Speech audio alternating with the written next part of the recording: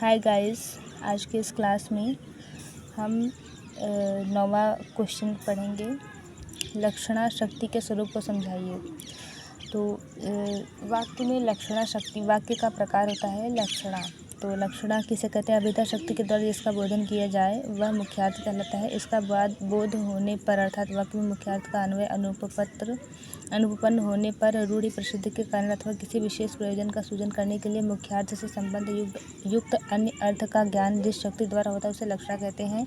यह शक्ति अर्पित अर्थात कल्पित या अमुख्य है। इसके संदर्भ में श्लोक दिया हुआ है, पढ़ते हैं।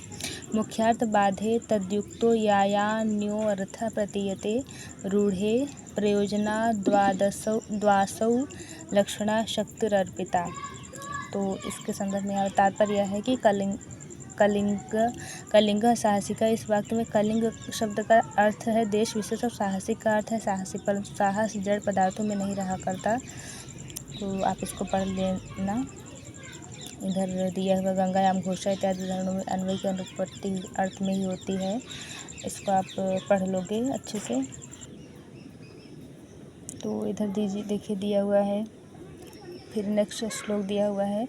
मुख्यार्थस्येत राक्षेपो वाक्यार्थे अन्वय सिद्धये स्यादात्मनो अप्युपादानादेशोपादान लक्षणा।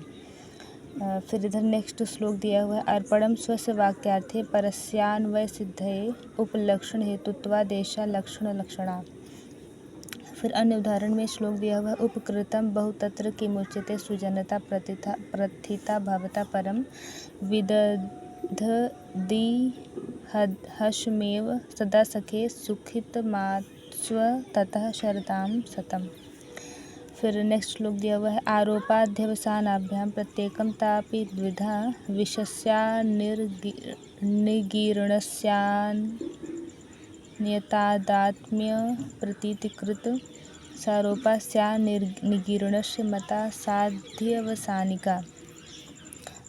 सारोपा और अध्यवसान के कारण चार प्रकार की लक्षणाओं के फिर दो भेद होते हैं, सारोपा और साध्यवसाना।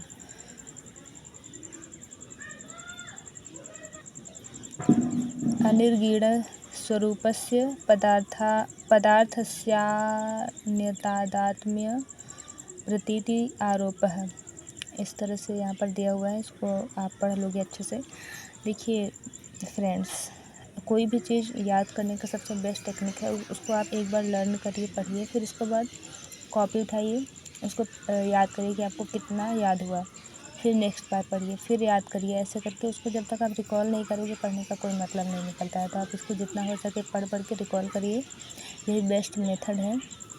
याद होगा, एक बार नहीं 2 बार आप इसको प्रैक्टिस करोगे, धीरे धीरे आपकी जो रिकॉलिंग पावर है वो बढ़ेगी और ये आपके लिए बहुत बेटर रहेगा। तो इसको आप अच्छे से पढ़ लेना। इधर देखिए दिया हुआ है। विषय निगरण विषयिणो भेद प्रतिपत्ति अध्यवसानम।